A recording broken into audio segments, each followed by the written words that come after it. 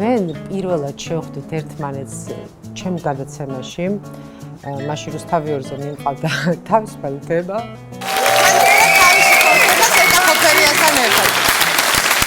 ტოტალური ფეხბურთი რუსთავიორზე. როდის გადაწყვიტე რომ შეგეცვალა პროფესია? როდესაც მივხვდი რომ პროფესიას მე აღარ ვჭირდები. გურამ კაშიას ველოდები. ხუჩა კვარაცხელიას ველოდები. ყველას ველოდები. ვინც დღეს არის ვილისანიოლის ველოდები. დიმიტრი გელოვანი არა, მაგრამ ბაია გადაბაძე მოვიყვანა შეხვედრებში. ცოტა ადამიანი მეგულება ჩვენს პროფესიაში, ვინც თავისი პროფესია და საქმიანობა რადიკალურად შეცვალა. შეხვედრების მეორე ეპიზოდში ვწერთ ბაია გადაბაძეს, ჟურნალისტს, რომელიც რაც კი რამ გადაცემა გახსენდებათ, ყველა ამ გადაცემების პროდიუსერი იყო და იმდენად ბევრი გადაცემის, რომ სიტყვა პროდიუსერი აღარ უყვარს. ბაია იყო ტელეკომპანიის გენერალური დირექტორი, ბაია იყო სტუდენტი, ლაროშეს უნივერსიტეტში სწავლობდა, არის მაგისტრი სტუმარმასპინძლობის სფეროში. შემდეგ ეს ყველაფერი რადიკალურად შეცვალა, ეხლა გადავიდა სოფლის მეურნეობაში, დიდი მენეჯერია.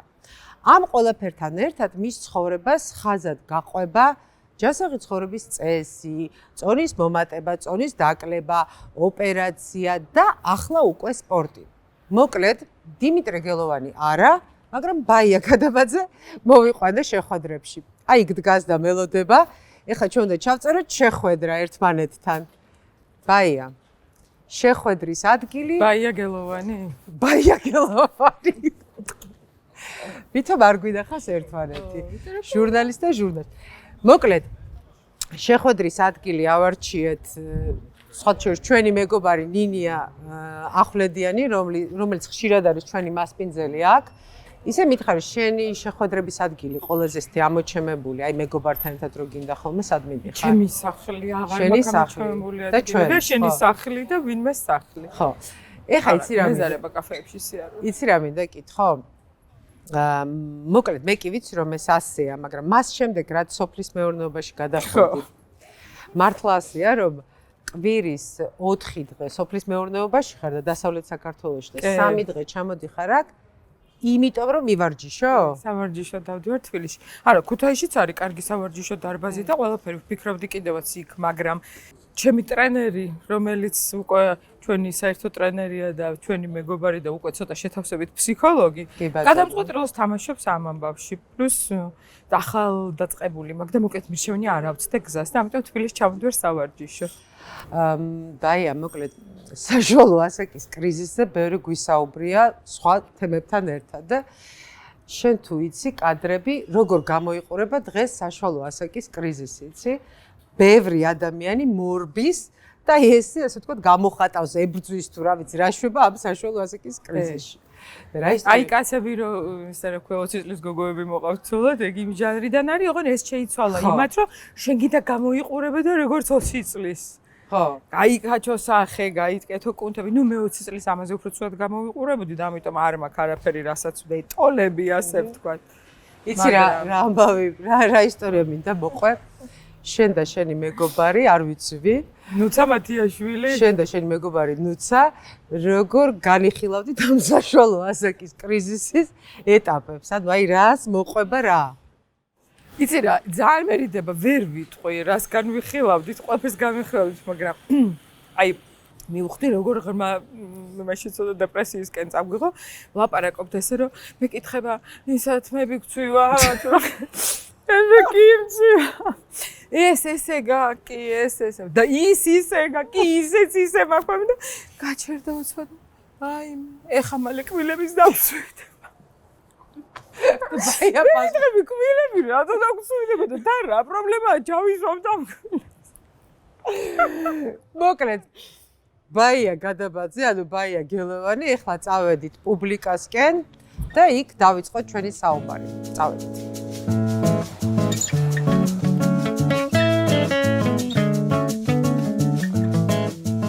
ეს ადგილი შემთხვევით არ აგვირჩევია. ქართული სახვითი ხელოვნების მუზეუმი, სადაც ხშირად დავდივართ და ვესწრებით საინტერესო გამოფენებს.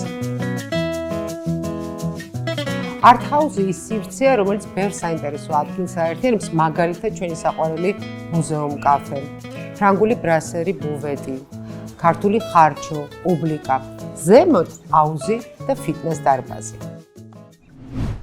ბაია, აი როგორ გონია რა არის შენი მთავარი პროფესია? რა საინტერესო კითხვაა. რა არის ჩემი მთავარი პროფესია? ჟურნალისტიკა არა? კი. ჟურნალისტიკა. აი რაღაცის კეთება, რაღაცას რასაც უნდა შექმნა, მოფიქრება. აი ეგ იყო ყოველთვის ჩემი. ჟურნალისტიკაზე ბავშვობაში არ ოცნებობდი. აი ესე აი რა როგორ წარმოგიდგინა ბაია ბავშვობაში? აი რას აკეთებს დიდი ბაია? იცი რა, აი ჩემ მეგობრებს უნდა და ზოგს ბალერინობა, ზოგს მსახიობობა, მსახიობობა მინდოდა ძალიან დიდი ხანი და ძალიან დიდი წინააღმდეგობა გამიწია მამა ჩემმა და ბაბუამ, მაშინ ეს ცოტა ვერ ითვლებოდა კარგ პროფესიად მათ წარმოდგენაში. ხო და მე აი ამ ბალერინობის და მსახიობობის მერე ძალიან მინდოდა, იცი რა მომწონდა, აი ჯაშუში ქალები რო იყვნენ ხოლმე რაღაც სპეცსამსახურებში რომ მუშაობდნენ, სულ აი ეგ მინდოდა ყველას. იცი რა მინდა მომიყო შენ ბავშვობაზე. იმიტომ რომ ბავშვობა ყველას მგონია რომ რაღაც განსაკუთრებული ქონდა. მე ჩემი მეგობრები მართლა შეკული მყავს ისტორიებით აფხაზეთში როგორი გადასარევი ბავშვობა მქონდა და როგორი ყველა ბედნიერები ყავთ, ყველაფერი ქონდა, ყველაფერი კარგად იყო. შენ მგონია რომ ასევე განსაკუთრებული ქონდა და იმ აქცენტით რომ შენ ქონდა ეს ეგრეთ წოდებული გათამამებული ბავშვი იყავ. მოგე რაღაც თითქოს განსაკუთრებული. როგორი იყო ეს შენი ბავშვობა? იცი მართლა გათამამებული ბავშვობა იყო, მათამამებული ბებია და ბაბუა. აი მომიყევი ბებიაზე და ბაბუაზე. ბებია და ბაბუა არის ჩემს ცხოვრებაში მთავარი ადამიანები. ხო, ვიცი. და აი ბინარია. ჩემი მშობლებით, მაგრამ მაინც პირველები ისინი. დღემდე ესე მაქვს, რომ რამე გადაწყვეტილებას რომ ვიღებ, რომელიც ცოტა ისეთია, დაფიქრება ჭირდება, სულ ესე იგი სწორებას ვაკეთებ იმაზე, აი ბაბუა ჩემი რას იფიქრებდა, აი რამენაირად მას ხო არ ვარცხვენ რამეთი, ან ესე ამომიწონებდა თუ არა ამას, აი მის სახელს და ხსოვნას ჩემ გულში ხო ნამდვილად შეეფერება. აი ხო ღირსეული არის ეს აქციელი, ხო შეეფერება იმ გაგებას, როგორც იმაჩნია რომ ძალიან ღირსეული და კარგი ადამიანი იყო და ბებია რაც შეეხება, ბებიას იყო საერთოდ არამქვეყნიურად კეთილშობილი ადამიანი, რაც გვასწავლა ჩვენს უყოლას აი ის უპირობო სიყვარული, ოღონდ ეს გვასწავლა ის კი არა რომ მარტო ბებიას უყვარს შვილიშვილი უპირობოდ, რომ აი ადამიანები უყვარდა ეგ რაღაც უსაზღვრო სიკეთის, აი მართლა უკვე რომ აღარ ჯდება ცოტა საღაზრში, აი მაგდონის სიკეთის კეთება შეიძლება და თან ამის საშუალებაც ჰქონდა ფინანსურით, მაგრამ ეს ხო არის არჩევანი არის რა. ხო და ეს ვასწავლა რა. აი ეგეთი ძალიან დიდი სიყვარული და ადამიანების სიყვარული და ყველაფრის გაცემა, აი უკანასკნელს გასცემა. სად გაიარა შენმა ბავშვობამ, აი ბებია და ბაბუას სახლებს, სად ცხოვრობდით, რა სახლი იყო ეს, აი რა ხდებოდა? ბებია და ბაბუას სახლი იყო და დღესაც ესეთი ხელშეუხებელი დგას, ოღონდ ჩვენი არ არის, ეს არის ტაბიძის ქუჩაზე ვაკეში და ჩვენც იქვე ცხოვრობდით ბერძენიშვილზე, მაგრამ უკვე რომ მშობლები მიხვდნენ რომ მეც და ჩემი ძმაც ვერ ვცხოვრობდით ბებიას და ბაბუას გარეშე, არ გვინდოდა იმათთან ერთად ყოფნა, გვინდოდა იქ. და რატო გინდოდა ბებია? იმიტომ რომ აი რას აკეთე, აი ყველაფერს. იქ იყო მთავარი ოჯახი, მოკლედ იქ იკრიბებოდნენ ჩემი დედაშვილები, მამიდაშვილები, ბებია ჩემის, მოკლედ მთელი ჩვენი ნაცები, იქ იყო ეგ, აი ხა მე მსუქანი ბაია, ბალეტს რომ ცეკვავდი ბაბუა ჩემს ვედექი ასე გულზე.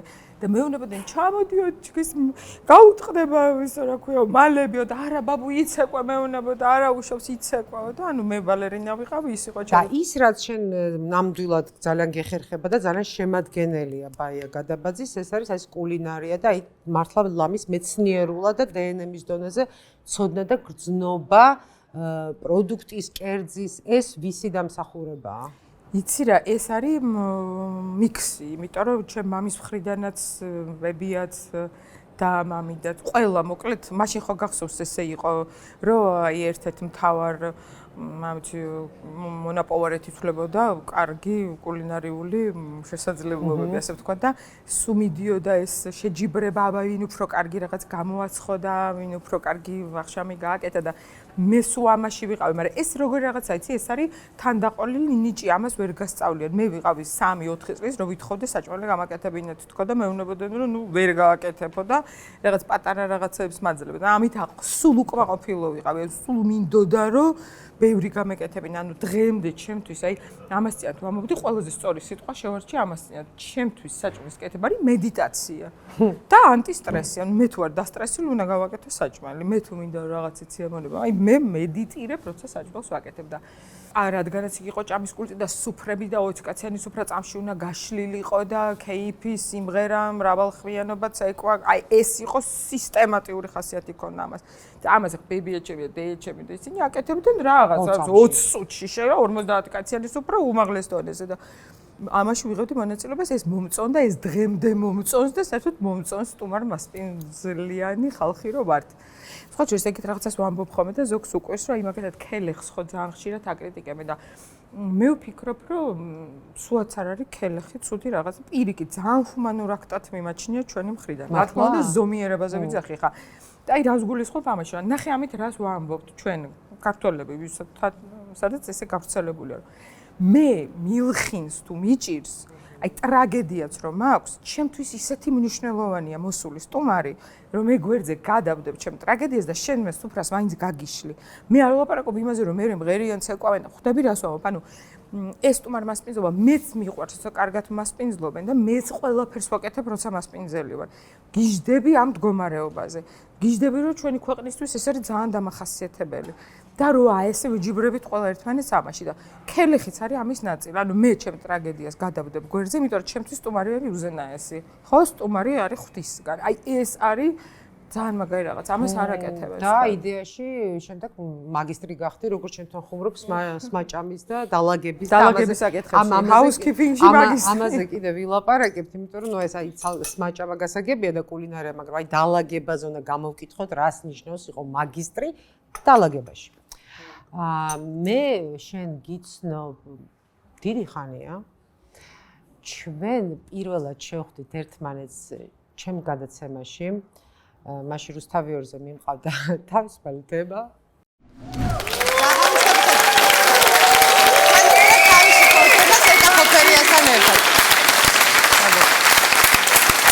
მადლობა ტოტალური ფეხბურთი რუსთავიორზე მოკლედ ესე იყო დანაწილებული გუნდები და თავისუფალი თემა უნდა გაკეთებულიყო ამაზე და ყოველს ყავდა თავის გულშემატკივარი და მათ შორის თემურ ჭყონია ათამაშებდა მოკლედ მე გაირკვა მთავარ პრიზი. იქ მოიყვანეს ერთ-ერთ გულშემატკივართან შორის აი მართლა მეშინია ხო რომ ვკითხო რომ რომელ გუნდს გულშემატკივარი იტალიას და ბოლოს იტალია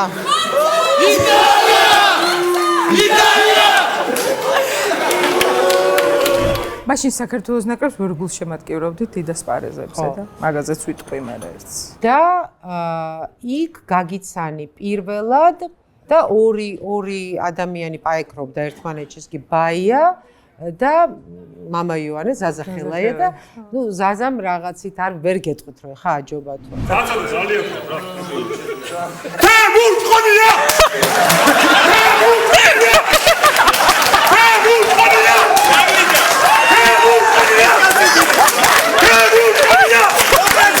ხედავთ? ირანის გულშემატკივარი. პრიზი უნდა, პრიზი. ბატონო თემური, ამ წუთას ვერაფერს ვერ ხედავ გარდა ჩემი თავისა გერმანიაში. ფორცა იტალია! კარგი. მე რისი თქვა მინდა. ძალიან დიდი ხანია გიცნობ ასე. მგონია. მაგრამ მე არასდროს შენთვის არ მიკითხავს მშობლები როგორ დაკარგე და შენ არც არასდროს არც გილაპარაკია რა ვიცი აი მინდა რომ მოყვე როგორ მოხდა ეს შენ ცხოვრებაში რამდენი წლის იყავი როგორ დაიწყო ეს ამბავი როგორ შემოვიდა ეს შენ ოჯახში ტრაგედია არ მოასწავებდა უბედურებას ესეთ ლაღო ოჯახში როგორციც მომყევი და ნუ აღმოჩნდა რომ დედას დაუდგინდა სიმსივნე მეოთხე სტადიის პირდაპირ რისი კერდის. და ეს რო გავიგეთ ზუსტად ერთ წელიწადში ერთ წლის თავზე გარდაიცვალა. მე იმ წელს ვამთავრებდი სკოლას. ჩემი ბანკეტიდან რო წამოვედი აი მეორე დღეს გარდაიცვალა, მე იმ ღამეს გარდაიცვალა. ესე იგი შენ იყავ მაშინ მე 11 კლასს მომთავრებდი. 11 კლასს. კი. და აი მე როგორ ვინ იდგა შენს გვერდზე, როგორ გაიარე? ბებია და ბაბუა. აი რას აკეთებდნენ, რას გეუბნებოდნენ, როგორ გადაგატანინეს, როგორ იცხოვრეთ ეს პერიოდი? აი ხან ახლა რო ვფიქრობ, იმდენი ხანი გავიდა, აი ხვალ გადის 29 წელი დედაჩემის გარდაცვალებიდან. ეს მართლა მთელი ცხოვრება არის. ამ ისტორიებს რო ვიხსენებ და ყვები, ხან ახლა მგონია რომ ფილმს ყვები, ამ ჩემზე თუ იყო არც ვიცი. იმიტომ რომ არც ვიცი, აი 30 წელი ხო ხვდები, კარგა უკვე ყველანაირ აი ისენი მახსოვს, რასაც ხშირად ვიმეორებ და ყვები ხოლმე. ხო, შენ გახსოვს ის, რასაც ყვები, უკვე ცოცხლად უკვე რაღაცები კარგად აღარც მახსოვს. მაგრამ აი ყველაზე ცხადად რა გახსოვს დაუშვათ? აი როცა არა, რა თქმა უნდა, ცხადად ჩემი ძმისგან განსხვავებით მე ბევრი რამე მახსოვს. შენ ძმა რამდენი წლის იყო? ჩემი ძმა იყო 11-ის. ხო, მე ვიყავი 17-ის და იცი რა მახსოვს ძალიან ცხადად, აი უფრო მერე. მანამდე იყო არაფერი, ყველაფერი იყო კარგად. რა ხო იცი, ყველა ბედნიერი ოჯახი ერთმანეთს გავს და ყველა უბედური ოჯახი სხვადასხვანაირია. აი იმ მომენტში მახსოვს, აი ძალიან ცხადად მახსოვს, შემეცოდა ორი ადამიანი, ჩემი ძმა და ბებია ჩემი. იმიტომ რომ დავინახე, რომ ჩემ ძმას მოუკვდა დედა და ჩემ ბებოს მოუკვდა შვილი. ჩემ თავზე საერთოდ არ მიფიქრია იმ მომენტში და მე მგონი ეს ამის დღემდე გამომყვა. ანუ სულ ეგ მომენტი მქონდა, რომ აი რა ეშველება ბებია ჩემს როგორ გადაიტანს ამას, რა ეშველება ჩემ ძმას და აი მაშინ გადავწყვიტე, რომ მე უნდა ყოფილიყავი მამათ ყველას პატრონი. მე მგონი შევასრულე. შენ ნახე ეს ის პერიოდი, როდესაც ბანკეტი ახსენე შენ, ხო? აი როდესაც აი ესეთი პერიოდი აქვს ადამიანს, როდესაც აი კიდე რაღაცა სრულიად ახალი ცხოვრება იწყება. მე გართობაც გინდა, ხო? და ერთობოდი ხოლმე კიდევაც და ძალიან მახსოვს მაკრიტიკებდნენ. ხო და აი ეგ ჩვენი ნათესავები და ოჯახის მეგობრები, რომ აი რა არის დედა ესე დღეში ყავს და ხა რას ვფიქრობ, იცი? აი ეხლა რომ მე 17 წლის ბავშვს, რომელსაც გართობაც უნდა და დედაც ესწოდება, თავში აზრად მომივიდეს და გავაკრიტიკო. ანუ აი არ უცხოვრიათ ამ ქვეყანაზე, ვერ ხვდებიან რას ნიშნავს 17 წლის ბავშვი, თუ აი რა იყო ვერც ხვდები. ნაწანი კი არ უბრალოდ გამახსენდა, ეგეც არ გამახსენდა, რომ რა ხო, რომ აი რომ ემზადებოდი, ხო, კი, შენ გემზადები ესეთი რაღაცები, ან დაკარგავდა და ესეთი ამბავი ხდება და შენ ამ დროს რეალურად გინდა ის გართო, რომ ეს იმ მომენტში გავიწყდება პატარა, აი დიდი რო ხარ, ხო ესე არის, რომ რაღაცა რო გადარდებს, სულ გადარდებს. სადაც არ უნდა წახვიდე, თან მოყვება. და ბავშვი რო ხარ, როცა ერთობი, ყველაფერი გავიწყდება. მე ბრუნდები ისევ იმ სიტუაციაში, მე გართობა არ გახსოვს და ამაზე ღელავ. და რატოა ბავშვობა კარგი, რომ შენ ადვილად გადადიხარ სიტუაციიდან სიტუაციაში, მწუხარებიდან სიხარულში და ანუ პირიქით არ უნდა გიხაროდეს, რომ იქნება ვერ ხვდება რა უბედურება ჭირს და მოდი გაერთოს. ეს იყო სულ კრიტიკის. მაგრამ ეს კრიტიკა არ მოდიოდა მაგალითად ბებიისგან, აი არა, ნახე რა იყო ჩვენი ოჯახი იყო ტრადიციული ქართული ოჯახი. რა სიტყვიან სხვები, კაცო. ხალხი სამედიცინოზე აბარებდა სხვების გამო, რომ იმად ზალი ეკები ყავდა. შუნა გაგეწია და რა თქმა უნდა, ჩემი თავის ყველაზე ძალიან რაც მიკვირს ეხა დიდობაში არის რა იცი, რომ მაშინ უთხარი რომ მე არ მაინტერესებს ხვები რას ლაპარაკობენ. არ მაინტერესებს, თუ მე არა კი. და ეს რაღაც პროტესტანტული სულ მქონდა, რომ რატო ხართ დამოკიდებული ეს და რას ქვია ეგ მეორედ არ თქვა, კაცო, რას ქვია არ გაინტერესებს ხვისი აზრი, ბებიაჩემი ჭკვიდან გადადიოდა. მე გადმოვიყვანეთ ჩვენ ყაიდაზე ბოლო. კაი, მამაზე მითხარი, მამა როდის დაკარგეთ? მამა დედას გარდაცვალებიდან 5 წელიწადში, მამაც სიმსივნით. რაც ძალიან დიდი ხანი გამომყვა ფობიად. ყველაფერზე და ყოველთვის მეგონა რომ მქონდა სიმსივნე. მე მეგონა რომ ჩემს ძმას მქონდა, მე იქ რო გადავაგორებდი, მეგონა რომ ბებია ჩემს მქონდა, მე მეგონა რომ ბაბუა ჩემს მქონდა, მე ჩემ დეიდაშვილებს, მე ისევ მე და აი ესე 10 წელი გავიდა, ალბათ რომ ხან იმას მქონდა, ხან ამას მქონდა.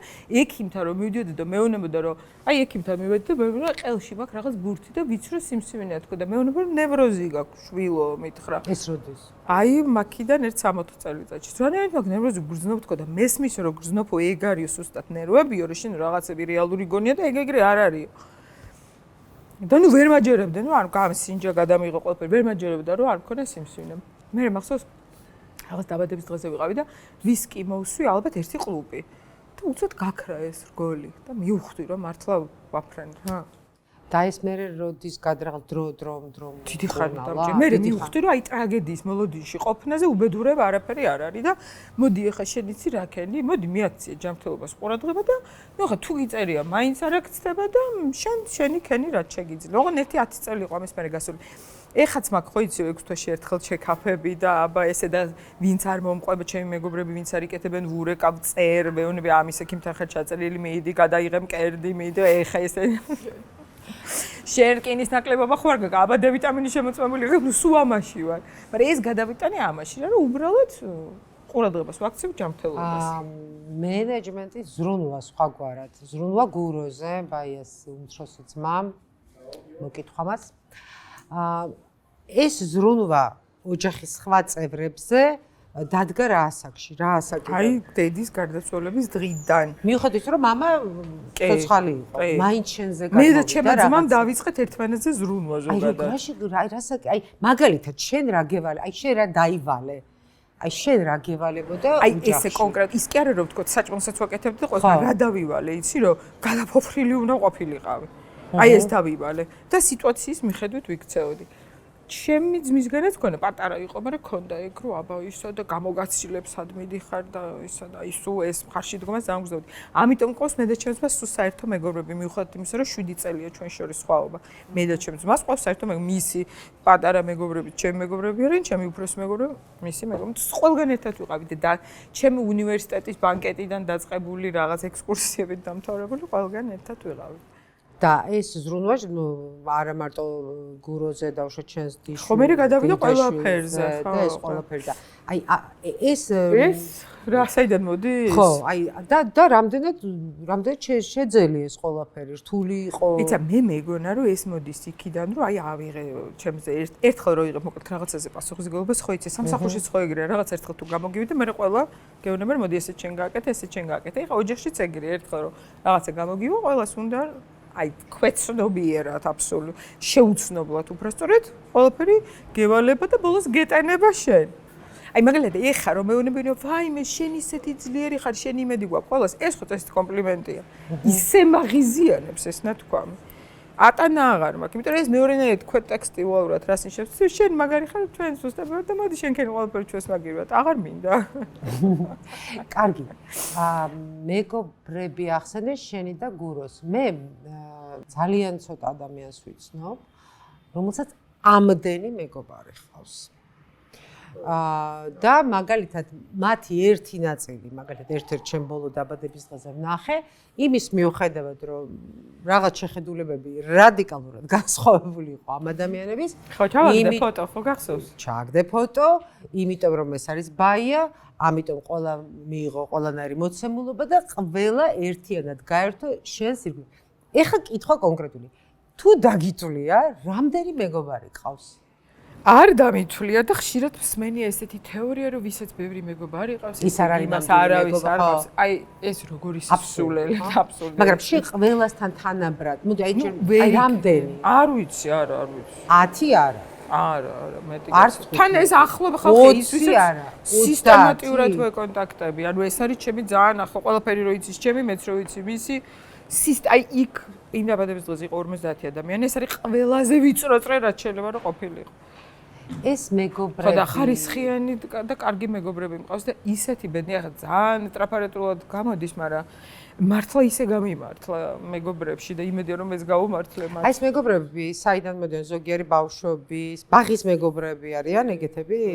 ვიცი მე არა მყავს ვიცი და ხვდები სისტემატურად და ვესაბამით ერთმანეთს, მაგრამ აი მე მყავს კი როგორ არა მყავს ბაღის მეგობრები. კი ძალიან ახლობელი. ეკა გოგო ეს არის სკოლის მეგობრები, ეს არის უნივერსიტეტის მეგობრები, ეს არის უბნის მეგობრები, ეზოსი. ეს არის კუსტმის მეგობრები. ეს არის ქალაქიდან ვიცნობთ ერთმანეთს, ხო იცი ეგეთი? კი, არის ჟურნალისტი მეგობრები. ხო, საერთოდ გრანდიოზული. მე იმათი მეგობრების მეგობრები. და რა ვიცი. რაზეა დაფუძნებული მეგობრობა? მეგობრობა დაფუძნებული არის აი რა არის სიტყვა მინდა რომ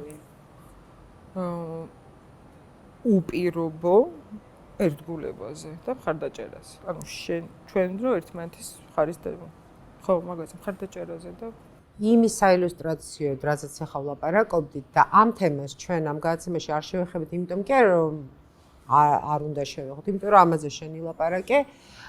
ეს არის დღეები, პერიოდი, როდესაც მართლა ლამის მთელი შენი სამეგობრო, არასამეგობრო, სანაცნობო გაერთიანდა, ეს იყო იმ ოპერაციის შემდეგ, ბარიატრიული ოპერაციის შემდეგ, რაზეც ნანუკამ დაწერა, მე შენ უპასუხე, ჩვენ ყველას ეს ყველაფერი გადავაზიერე და ჩვენ ყველა მას გეთანხმები და ყველასი მადლიერები ვარ. უბრალოდ ეს უკვე დაიწერე და ამიტომ არ მინდა ამაზე ლაპარაკი. უბრალოდ ის მოცემულობა იყო იმის მაჩვენებელი, რეალურად რამდენად უყარხარ ადამიანებს და რამდენად გვერდში გიდგანან. ხო და აი ვიცი რა ჩემი თეორია მაქვს კიდე მაგასთან დაკავშირებით. აბა რა თეორია მაქვს? აი ბებიაზე რო გეუბნებოდი. მართლა არ წარმოგიდგენიათ მისი კეთილშობილების მასშტაბი. აი მართლა წარმოუდგენელია. ეს არის აი ხანდახან სიდებილეში რო გადასდის ადამიანს ისეთი. და აი ეს ყველაფერი ხდებოდა ჩემ თვალწინ და იმ მომენტში აი ამდენი უცხო ხალხი რო შეიკრიბა, რომელმაც $100,000 $1,000 გაიღეს ჩემ გადასარჩენად. ყველაფერი რო ესე დაეწყო, რომ იქ მოსულიყვნენ, გაეგოთ, გაეკეთებინათ. აი სუმაკ ეგეთი განცდა, რომ აი ბებია ჩემის ამდენი გაკეთებული სიკეთე ერთად შეგროვდა და როცა მე ყველას დამჭირდებოდა, მაშინ დამიბრუნდა. აი ეგეთი განცდა მაქვს სულ. ჩვენ ახლა გადავინაცვლოთ პუბლიკაში და ვილაპარაკებთ ნიუ-იორკზე და ვილაპარაკებთ იმაზე, როგორ მოამზადა ბაიამ 350 ადამიანზე მარბეაში საცივი.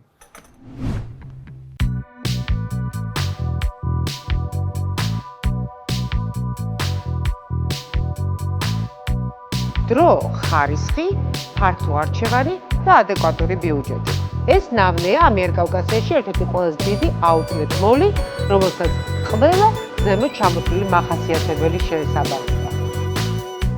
სულ ახლახანს ნავნეს დაემატა ავეჯის მიმართულება, სანამ მოვედი ლამის მთელი ავეჯი გაიყიდა, მაგრამ მაინც არის არჩევანი საკმაოდ დიდი, გერმანული და ამერიკული ხარისხის ავეჯია, თავად დაათვალიერეთ რა საინტერესო კოლექციებია.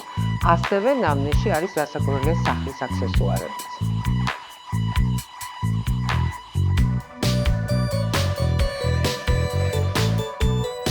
სამოცი ნავნეში ცალკე მიმართულება, საზაფხულო კოლექცია ულამაზესი, ძალიან კარგი ბრენდების, ასევე ჰავაიანას კოლექცია, ძალიან კარგ ფასად და რა თქმა უნდა, სპორტული ხაზი, ლულულემონი, რომელიც ჩემთვის დღეს ძალიან აქტუალურია.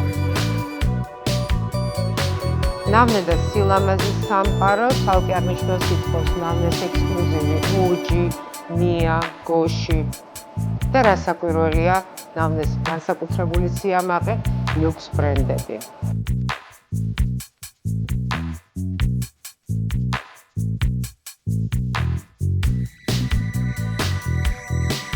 გრადი მოდა და ეგრეთ წოდებული smart shopping-ი, ანუ მე ვიტყოდი ღაირათი ედეფრიდოა, ეს ყველაფერი ეხება აუტლეტებს, რომელიც ასე გვიყვარს და საზღვარგარეთ მგზავრობისას ხშირად ვსტუმრობთ მათ.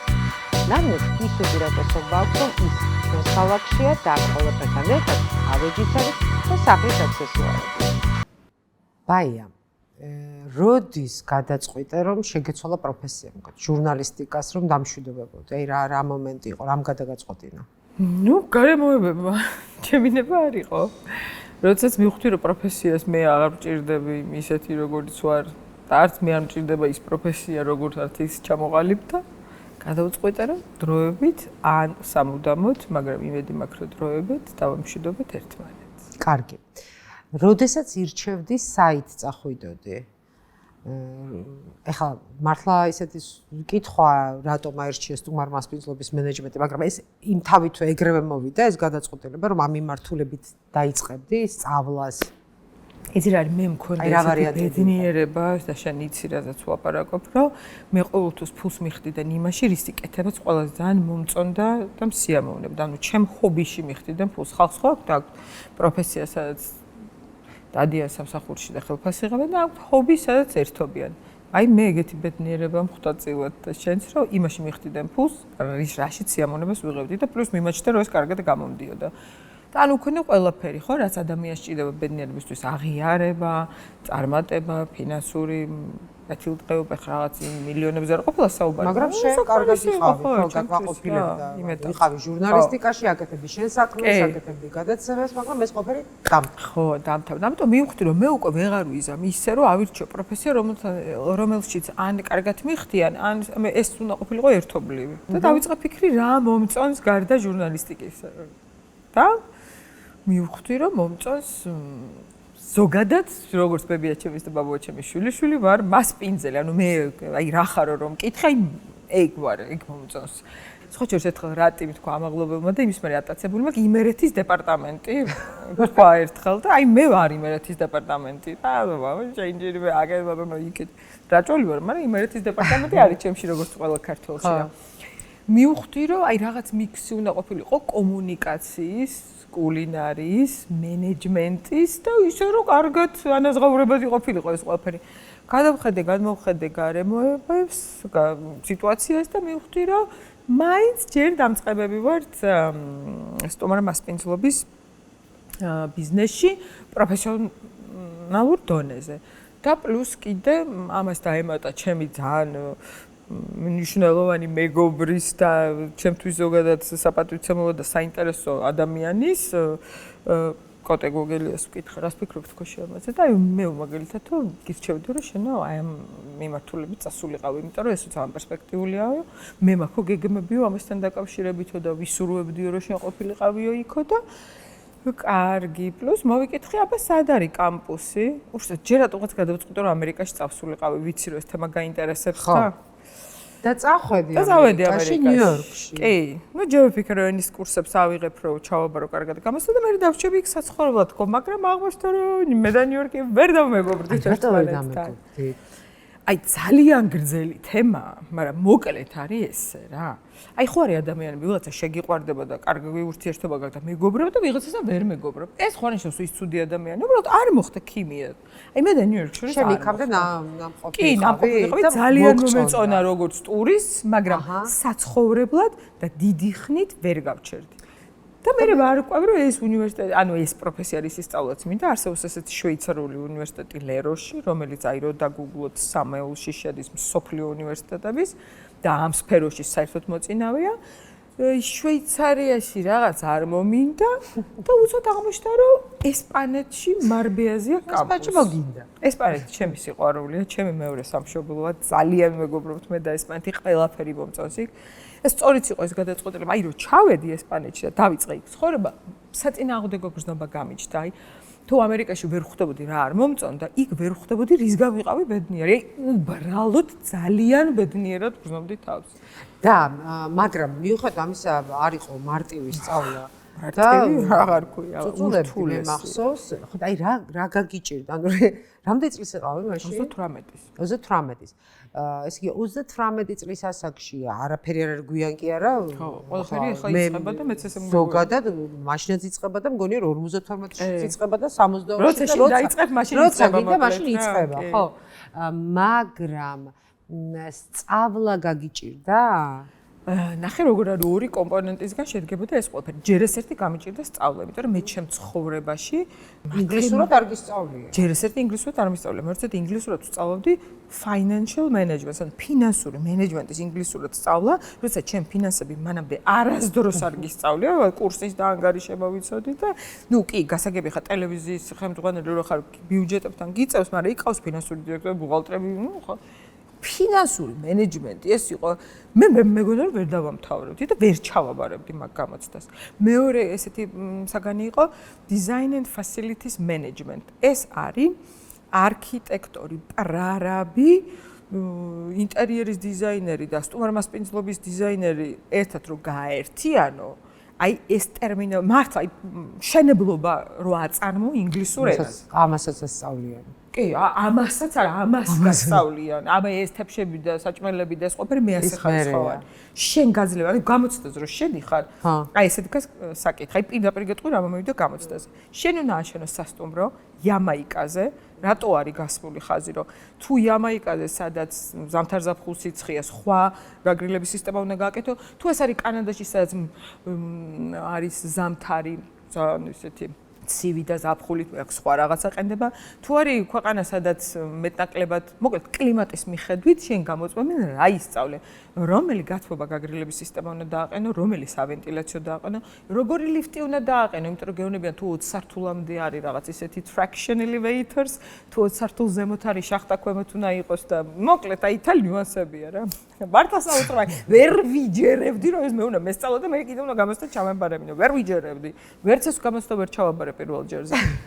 და ანუ გეუბნები რომ შენი სასტუმრო არის 20 სართულიანი, ანუ ამ ყველაფერში დევს ასე ვთქვათ მინიშნება. რო გეუბნებია რამდენ სართულიანია, როგორი კლიმატია, რეზორტია თუ ბიზნეს სასტუმროა, შენ უნდა გაითვალისწინო ყველაფერი ამაში.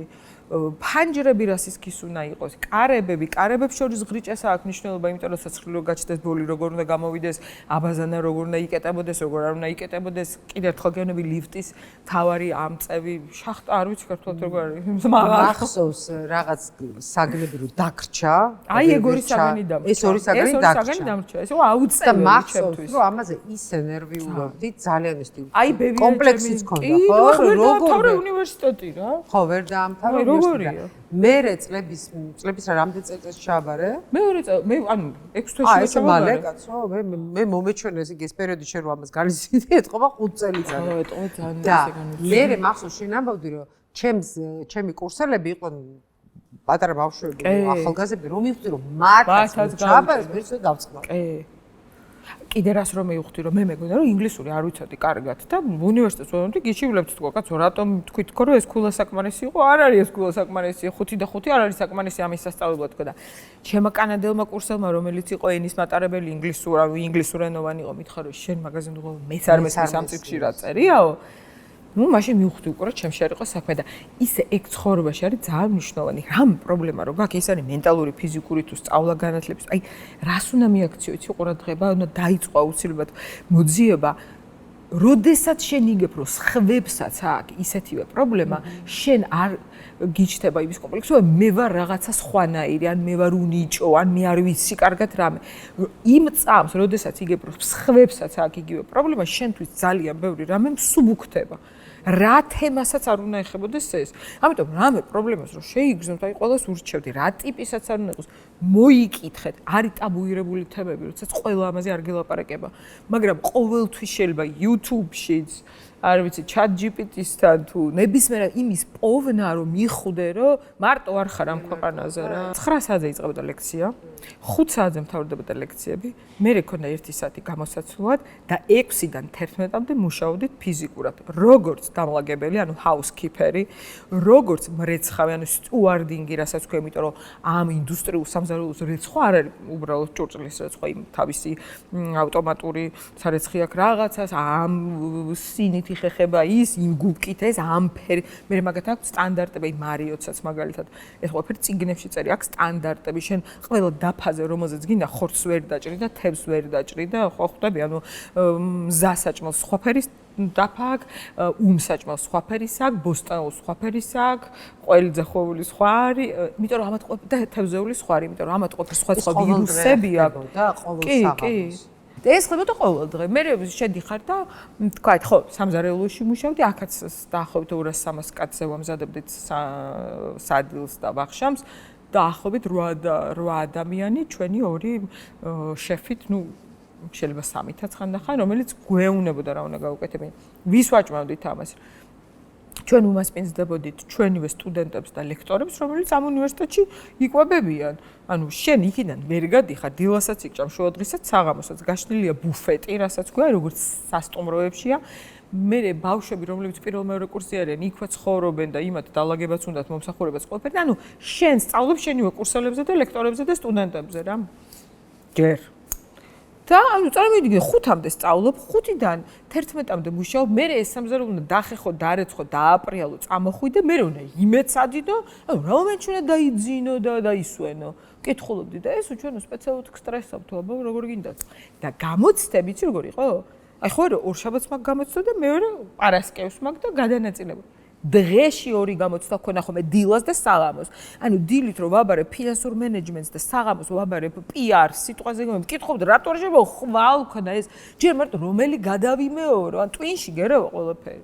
და თან მუშაობ, კიდე ალაგებ, ხეხავ, წვავ, არ მოუდგენელი. და ეს ფიზიკურადაც ხდება და მარბეაზე, სადაც აი იმხობს ტელესოფლიო. არის ისეთი, რომ გაერთე დაისვენე მოდუნდი 350 კაცზე, როგორ მოამზადე საცივი და რატომ უნდა მოგემზადებინო?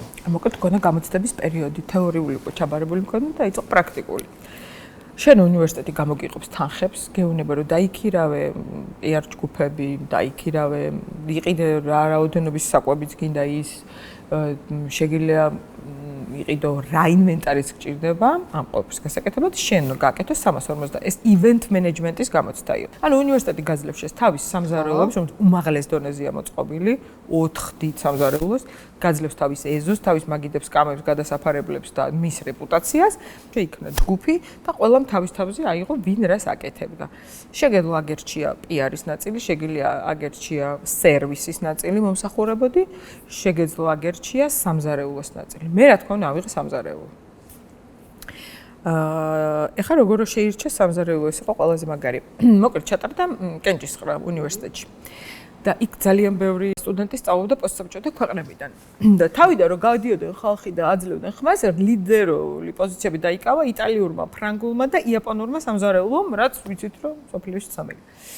მე წმინდა პატრიოტული მოსაზრებების გამო გავედი და ქართული სამზარეულო დავწერე და ამ პოსტსაბჭოთა ქვეყნების ბავშვებმა რომ დაინახეს რომ ქართულიო ყველა მომცა ხმა მე იქ იყო ნუ ავსტრალიური არავე ლიბანური ვინც საიდან სწავლობდა ყველამ ჩამოწერა თავისი. და საბოლოო ჯამში გადაწყდა რომ გაიმარჯვა 4 ქვეყანამ ეს იყო საფრანგეთი, იტალია, იაპონია და საქართველო. იმიტომ რომ თელმა პოსტსაბჭოთა სივრცე მომწამე ხმა, იმიტომ რომ გაიგეს რომ თუ გავიმარჯვებდი საცივს გავაკეთებდი და ყველა მიცოდა შეჭამდა იცოდა რასაც შეჭამდა იცოდა რა გებრიელი იქნება. ხო და მე ვიყავი შოქში როდესაც გავიმარჯვე, იმიტომ რომ საერთოდ არ ვიყავი ამისთვის მორალურად მზად. ეხა 50 კაცზე გამიკეთებია, მახსოვია ეხ 350 კაცის საერთო სხვა თემა. ნუ ცხადია დამხმარეები ყავდა. დამხმარეები მყავდა, ჩემთან მოვიდა ყაზახეთის ნაკრები სვეძახი და 40 კაცი სწავლობდა ყაზახეთიდან და მითხრეს რომ აი შენ განკარგულებაში ვარ და რასშიც გინდა გამოგვიყენო თუ გინდა დაგილაგებთ მოგიხვეტავთ, რასაც გინდა იმას ვიზამ. და მეთქნენ მხარში ძალიან მიყვარს მოსმარტო ყაზახები, იმიტომ რომ მივხვდი რომ იმათ დავიყვართ ქართული. აი მენიუ როგორ შეადგინე, უკეთ საცივი. უნდა სტარტერი ყოფილიყო და მთავარი კერძი. კარგი. და ნუ ვიცი რა რომ მოკლედ ნიგუზიანი ბადრიჯანი არის ჩემპიონი ჩვენ სტარტერებში ყველაში. ძალიან მაგარი ნიგუზიან ბადრიჯანს აკეთებ, ერთ-ერთი ცნობილი. ხო, საცივზე უფრო მაგ აქცენტი. საცივზე უფრო გაქვს პრეტენზია, რომ უფრო მაგარი საცივია შენი, ვიდრე ნიგუზიანი ბადრიჯანი. ხო, ნიგუზიანი მე თვითონ არ ვიყავს ნიგუზიანი ბადრიჯანი, ამიტომ ხშირად არ ვაკეთებ. აი საცივი მიმაჩნია რომ აი ესეთი გამწევი არის ჩემ აი საცივია. კი, ჩვეულებრივ არა, საცივი ყველაფრით. შეუკვეთე რაც ვჭირდებოდა ყველაფერი, მაგრამ მაინც ეჭვი შემომპარა რომ აი სუნელები რაღაც ისეთი რომ ვერ ყოფილიყო, იმიტომ რომ ხალ ზაფრანა ჩვენთან სხვა არის და ეს საფრან აი შაფრან რასაც ვქია როგორ არის ინგლისურად, ეს კიდე სხვა არის. თქვათ კორიანდერს და ქინდ შორის მაინც არის განსხვავება და ვთქვი აზიურისკენ არ წაიყვანოს, თქვენ და ვაფრინე ჩემი ძმა თბილისიდან. ისედაც აპირებდა ჩამოსვლა და დაემთხვა მაგას ჩამომიტანა სანელებლები და მოკლედ დავიწყე ამის კეთება. და აი ეს ჩემი ცნობილი ბებო რომელიც მასწავლიდა რომ ბებო მომისმინე საცივს რომ გადმოიღებ თებში არ უნდა იქცეო და საცივი უნდა იდგესო მეუბნებოდა. ანუ ისეთი უნდა იყოს მასა რომ უნდა იდგეს. ხო, რა თქმა უნდა. ხო და ნუ მოკლედ გავაკეთე ეგეთი რომელიც იდგა. და ჩემი შეფი რომლებიც იყო ძალიან ბევრი იყო სხვა ქვეყნებიდან ყავდა ნორვეგიიდან, ბრიტანეთიდან, ნუ ესპანელი შეფები. ყველსაც დავთმობდი და მეკითხებდა ეს ფაქტურა როგორ მიიღეო? მწვარე მოიდგინე ხა ძალიან გამოცდილი ხალხი. მე ჩემი რო ყოლოდათმებიათ გესოთინებოდა. დრამესტი განსხვავებული არის რაღაც მომზადებაში, როგორც აყენებ ამ სტრუქტურას და ამ კონსისტენციას. იცი ძალიან ძალისხმევა უნდა ჩადო, როგორც ყველაფერში და ძალისხმევა არ უნდა დააკლო, რა უნდა კარგად. ხო, ანუ აი სერიოზულად მიუდგე, ნუ ხელზეც არის უნდა იყოს, რა თქმა უნდა, არ უნდა ანუ მუქი არ გახდეს, რაღაც ჰაერონი. აი, უბრალოდ აქ ეხლა არ მიკითხავს და მაინტერესებს, შენ ოდესმე საჭმელი შეგიკვეთია? გამოგიძახე. კი, კაცო, როგორ არა, ხშირად, კი. შენ ესე გამოძახილი საჭმელს აღიარე. არ ვაღიარებ, იმიტომ რომ ნაჩიქჩიქების საჭმელი, რომელიც ჩაორთქლდა მძულს, მაგრამ აი სხვა გზა რო არა. სხვა გზა რო არა გაქვს, ეგეთი გაგიკეთებია, ხო. კარგი, შენ ხდები მაგისტრი სტუმარ მასპინძლობის. მაგრამ როგორ ბრაზობ, აი არ შემილია გადაყირავებული და ჩაიორთქლილი საჭმლის ჭამა. ხო, არა, ვერ წარმომიდგენია როგორ იცახებ, მაგრამ ნუ კარგი. და მე მოკლედ ეგრეთ წოდებული პრაქტიკა ინტერშიპი გაიარე ბარსელონაში, რამდენიმე რესტორანში. საარა, სასტუმროში. სასტუმროში, ბოდიში. ხუთვარსკვლავიანი სასტუმრო მიიღო და საკაც რესტორანში სერვისში ვმუშაობდი, ანუ რესტორანი და რუმ სერვისში ვმუშაობდი. იმიტომ რომ მე მახსოვს ჩამოსული ვიყავ და შენ საღამოს გეწყებოდა ცვლა. უკეთ სადღაც მუშაობდი მაშინ. ერთი საერთო ფოტოც აგოქვს სადღაც წინ უყურებით და უკეთ კაი დღეები იყო და მე დაამთავრე აი ესეთი მნიშვნელოვანი დიპლომი გიჭირავს ხელში. მოდის წინადადება შანხაიდან და შენ კლავ ამბობ უარს. იცი როგორ იყო ეს წინადადებები, ეხა არ მინდა ისე გამოჩნდეს რომ მე გენერალურ მენეჯერად მეპატიჟებოდა ვინმე და უარი ვთქვი. ამ სფეროს როგორც ყველა სხვა სფეროს და მით უმეტეს ხალხს რომელიც პროფესიონალურად უდგება საკითხს, გთავაზობენ პირველი საფეხურებიდან მუშაობას. რაც არის ურთულეს. ეხა რომ ამბობ რომ მუშაობდი რუმ სერვისში, რას ნიშნავს? რეიკავს ვიღაცა თავის ნომრიდან და გეუბნება რომ თუ შეიძლება ხილი და შამპანური ამომიტანეთ და შენ ადიხარ. მაგრამ შენ გასწავლიან ან როგორ დააკაკუნო, ან როგორ მიაწოდო. იქ ვიღაცამ ცოტა რა ქვია, პირსახოს მოფარებულმა გაგი ხო როგორ არ შეიმჩნიო და ანუ რა არის ხუთვარსკვლავიანის სერვისი? ეს არ არის მაგი და სკამი და საჭმელი. ეს არის დეტალებში არის ყველაფერი. მომსახურებაში როგორ შეხედე, როგორ შეიცხადე, თუ შეესწარი რამე ისეც რაც არ მოგწონს სიტყვაზე გეუბნები ან შენი სასტუმროს წესებს არ შეესაბამება. ეს არის როგორ გიჭირავს თავი, როგორ გაქვს ხმა, როგორ გაქვს ხელი, თებში როგორ გიკავე. ეხ შენ ვერ დაახვავებ ბევრ თებს ერთად და ვერ მიიტან. ხვდები ყველაფერში შენ ქულას იღებ. როგორი აი პოლიშინგ ქვია გაკრიალებულია ჭიქა, რომელსაც იმის შუქზე უყურებ და ეს არის ხუთვარსკვლავიანის სერვისი, ხო? თმა როგორ გაქვს ფეხსაცმელი ჭუჭყანი ხო არ გაქვს, ღილი ამძრალი ხო არ გაქვს, მის როგორ დაელაპარაკე, როგორ ახლა და როგორ მოასწარი ის ყველაფერი. ამაზე გასწავლია შენ. ამიტომ უნდა დაიწყო ყველაზე დაბალი საფეხურიდან. იქ ჩვენ გვეუბნებოდნენ თქვენ, რადგან ამ უნივერსიტეტში სწავლობთ, თქვენ ნაწილი სავარაუდოდ აღარ მოგიწევთ ოფიციალურად მუშაობა, მაგრამ ჩვენ გაიძულებთ თქვენ რომ გაიაროთ უმძიმეს შრომა, იმიტომ რომ როდესაც თქვენ იქნებით მენეჯერები, იცოდეთ რა შრომაზე გადის ადამიანი, ეს ერთი, მეორეც ერთი რომ ამ შრომას დაფასება ჭირდება. აი მას გასწავლიან, რაც სხვა შერმა არის. ხო. და მესამე, შენ უნდა იცოდე რა დაავალო და რა მოთხოვ ადამიანს. თუ შენ არ გიმუშავე ამ პოზიციაზე, თუ შენ არ გაგიხეხავს ის ქვაბი, ან შენ რა იცი როგორ უნდა გააკეთო, ხო? რა თქმა უნდა. აი ეს რაღაცას გასწავლე და კომუნიკაცია არის მთავარი ამ დროს. და დაიწყო თავიდან. მე ამას ვეღარ გაუძლებდი ვატყობდი უკვე. შენ არ იყავი მზად ისე თავიდან ყველა საფეხურის ჩემ ამბიციების თუ რა ვიცი ასაკისბრალი ყო, ვინც პატარები იყვნენ, ჩემზე ადვილად ადაპტირდნენ. წავიდნენ ან შენი კურსელები გაუდგნენ. წავიდნენ და მალე გაიარეს და ძალიან კარგ პოზიციებზე მუშაობენ სხვა ქვეყანაში. ჩემ შემთხვევაში რა იყო, იცი? მეგონა რომ მე მაგ, აი ხა, როდესაც თქვა ტელევიზიას მართავდა 350 კაცი არის ჩემ დაქვემდებარებაში და მე მარტო თეთრ ჭიქაზე და თეთროუზე კი არ ვაგებდი პასუხს. სახელმწიფო დეპარტამენტის განცხადებაში მოიხსენიებენ თუ არა საქართველოს და Human Rights Watch-მა რა თქვა ჩემზე და ამაზე თუ ვაგებ პასუხს, ესე იგი იმაზე შემიძლია. მაგრამ მე ამას ახლა ვერ დავამტკიცებ ესე აქ და აღარ მომიდა რა ფიქრება. აი თუ ვინმეს ენდობება რომ დამიპარტნიორდეს და მე ჩამაბაროს პროექტი, ჩავიბარებ. თუ არ მომდება, არ მინდა. და ბაია, იცი რა მინდა კითხო? იქ სადაც ახლა შენ ხარ. შენ ხარ ახლა სოფლის მეურნეობაში. ამას ვერ ვიჯერებ ჯერ კიდე რომ მესმის ყურსთვის ხვდება. მეც არ მჯერ. სხვა ჩვენს რომ ვემზადებოდი ამ ინტერვიუსთვის, აი მინდოდა აი რაღაცნაირად ეს შენი დღევანდელი სფეროსთვის სახელი მომეფიქრებინა. მოცვის ბიზნესში, მენეჯერი, აგროსფერო. რაღაცა მომინდა რომ მეთქრო სოფლის მეურნეობაში. არ ვცეხებ. კარგია, კაი, მშვენიერია სოფლის მეურნეობა. ხო და ჟურნალისტიკა, სტუმარ მასპინძლობის ხარისხი ეს ყველაფერი დაგეხმარა სოფლის მეურნეობაში? რა თქმა უნდა. იმიტომ რომ მენეჯმენტი ყველაფერი არის გამოცდილება. ხო. ყველაფერი არის გამოცდილება.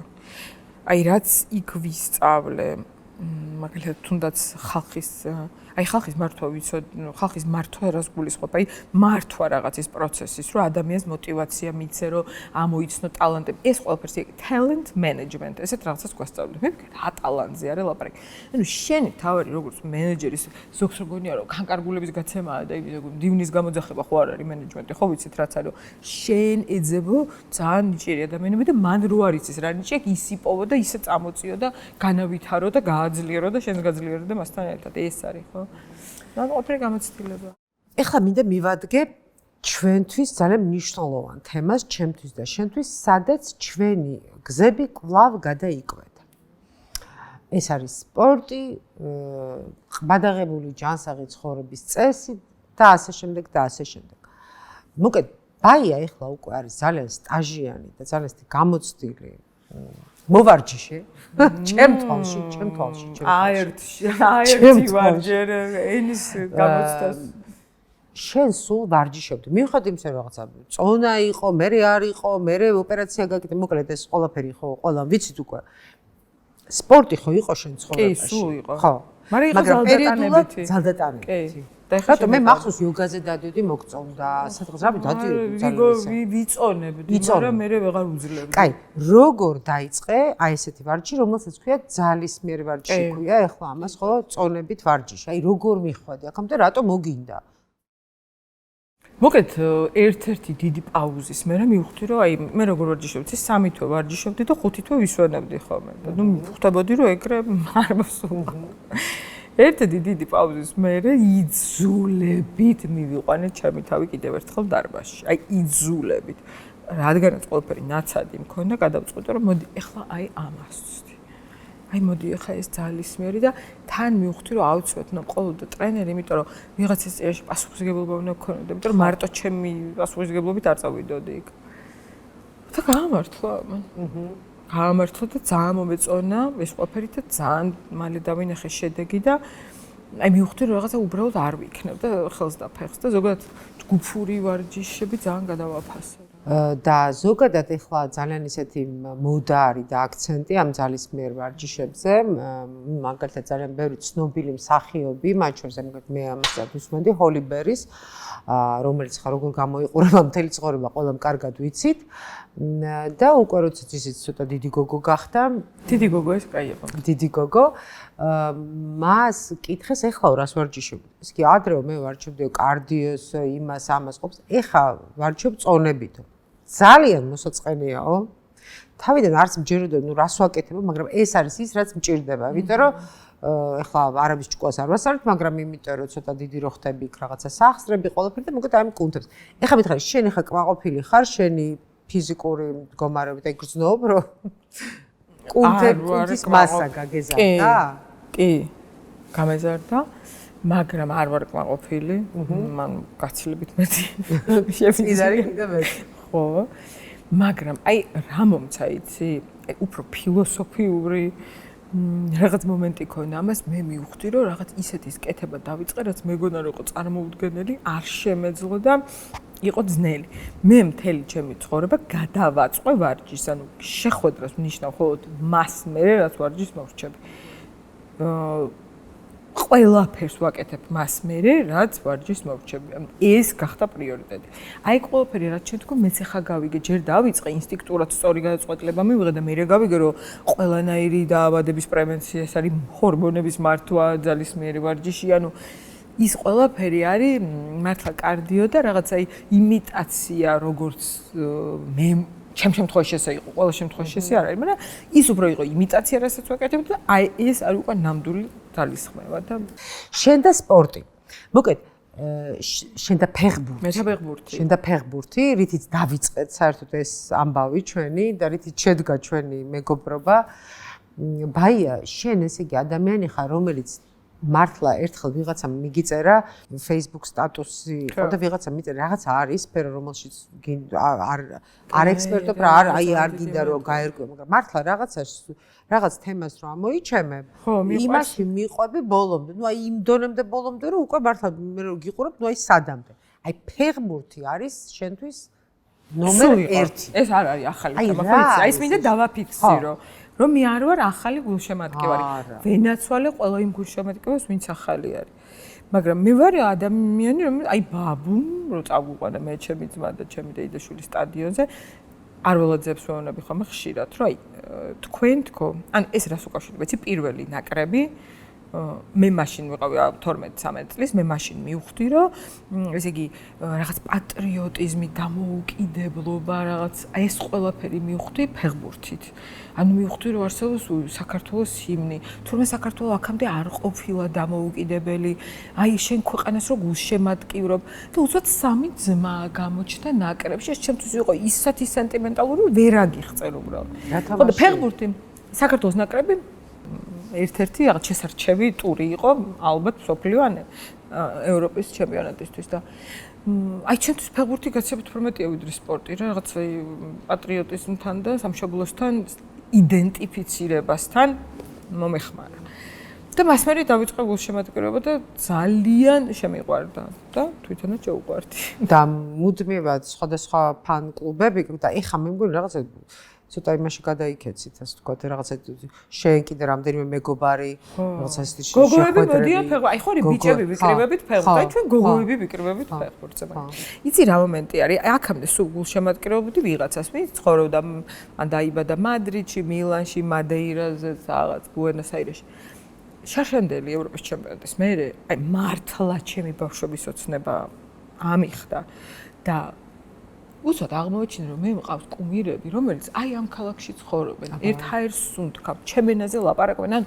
მე ვიღაც რონალდო და მალდინი და არ ვიცი ის კი არ არის ვიღაცა ჩემი კუმირი არა და აი ეს ადამიანი აი ქუჩაში რო შემხვდა გურამ კაშია მაგალითად რომ დავინახეთ და პინაღამ რომ წავიქეცი იმიტომ რომ გურამ კაშიას მინდა აქედან შეუცვალო რომ ძალიან მინდა მასთან ინტერვიუს ჩაწერა. ნუ მე იმედი მაქვს, როდესაც ეს ინტერვიუ გავა, მე უკვე რაღაცად მას მივაწვდო ხმას, მაგრამ ჩვენ ერთხელ დავმეგობრდით Instagram-ზე. ნუ მე მისი ძალიან დიდი გულშემატკივარი, როგორც პროფესიონალის, მაგრამ როგორც ადამიანი. კი, ზუსტად. და გურამ კაშიას მინდა მიმართო, რომ მოდით ჩემთან შეხვედრებზე, იმიტომ რომ მგონი მეც დამისწარი მაგ ჩაწერაზე. ხო, ბაია დაესწრება და ჩვენ ძალიან ბევრს ნიშნულოვან სასარგებლო საჭიროს ვეტყვით ახალ თაობას და ძალიან ბევრ ადამიანს. მოკლედ აი ესე სარგებლობ ამ შემთხვევით. კი, და სხვა შეს ნუტრიციოლოგიაზე ძალიან ბევრი იცის და კარგად ერკვევა და ისე მინდა მოვისმინო მისგან ეს ყველაფერი. გესმით გურა? იმდენი კითხვა მაქვს. ეგ და გიორგი ქოჩარაშვილი ერკვევა კარგად.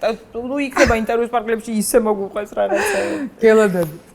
მოკლედ აი ხო მართლა ესეთი ძალიან ჩემთვის ერთ-ერთი საინტერესო სტუმარი იქნება. ბოლოს ვიდრე ბლიც ჩავწერდით ამ არაჩვეულებრივ აივანზე. ბაია, იცი ხშირად გვითქვამს ჩვენ რომ აი ჯერ ამის დრო არ მოვიდა. მე შემიძლია ჩემთან დაკავშირებით თქვა რომ აი ამ შეხვედრებამდე როგორ არ მიფიქრია. აი მიფიქრია YouTube-ი, გადაცემა, არა ეხლა TikTok-ს მოვქოქავ, არა ეხლა იმას დავიწყებ, არა ეხლა დრო არ არის, ეხლა უხერხულია, ეხლა ვინ რას იტყვის და აი სულ აი იმებში ფიქრებში ვიყავი.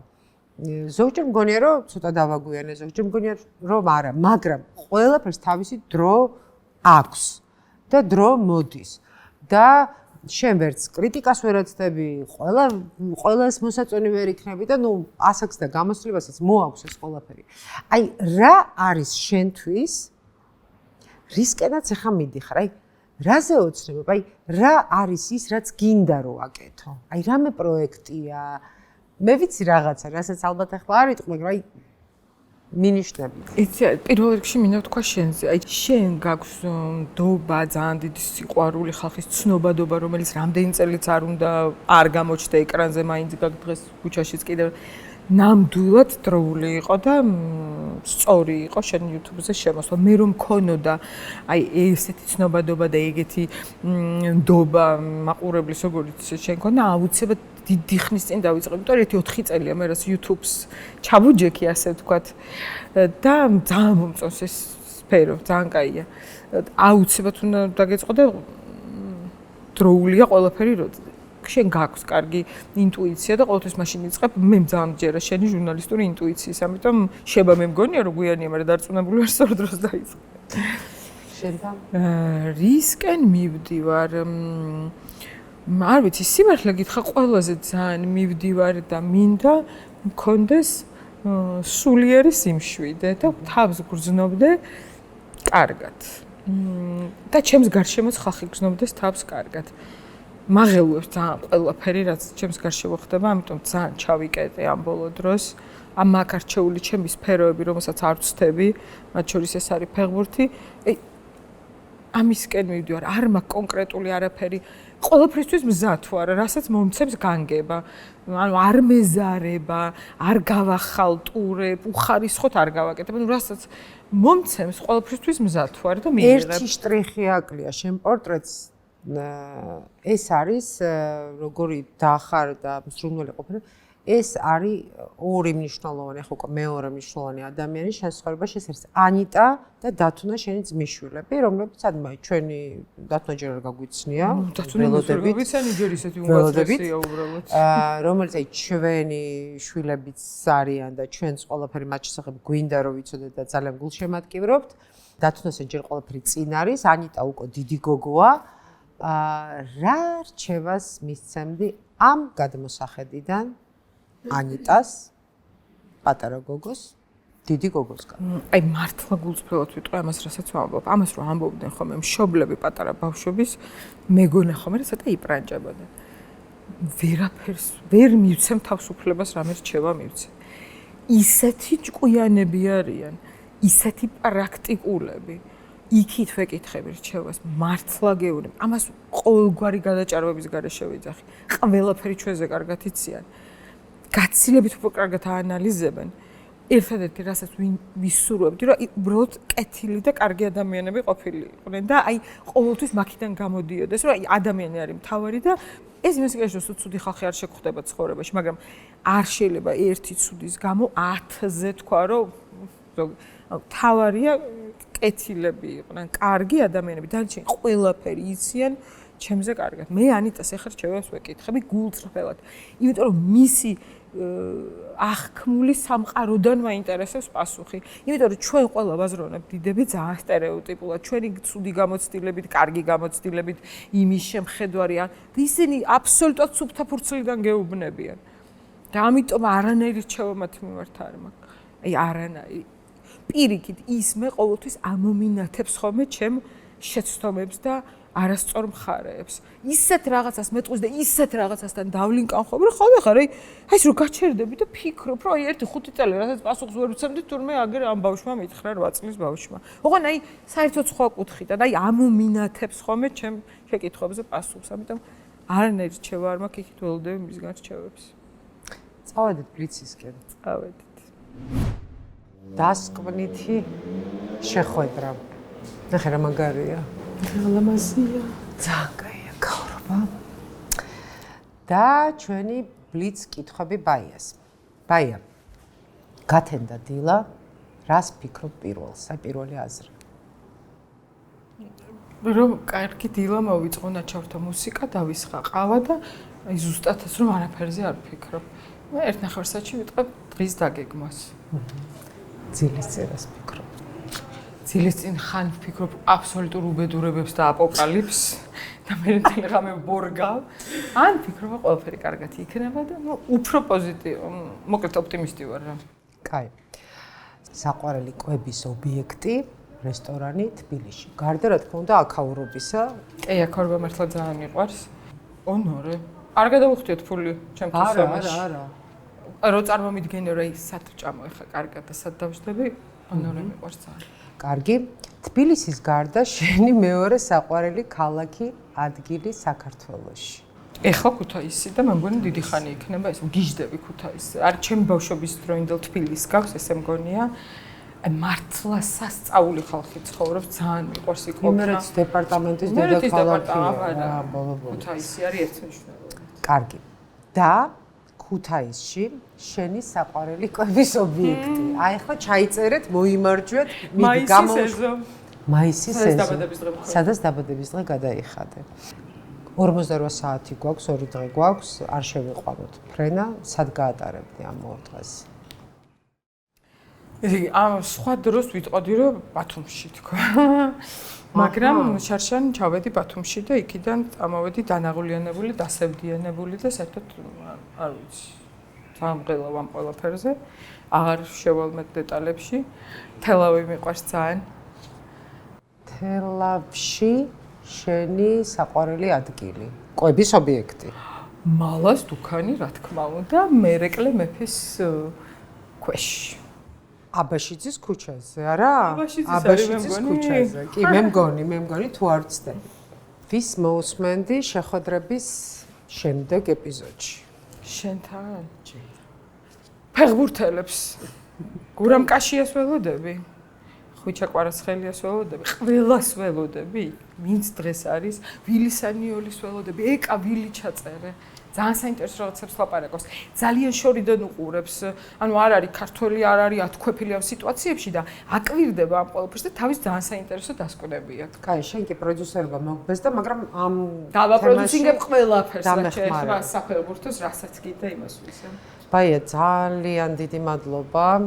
პირიქით მადლობა რომ დაგაინტერესა. მიხარია რომ ეს შედგა, შენ ჩემი სტუმარი იყავი. შეხვედრები ეკა ხოფერიასთან, ესეც მეორე ეპიზოდი, გამოიწერეთ ჩვენი არხი, მოგწერეთ თქვენი მოსაზრებები, გაგვაკრიტიკეთ, მოგვიწოდეთ ნებისმიერი თქვენი აზრი, ჩემთვის ძალიან მნიშვნელოვანია. შეხვედრამდე.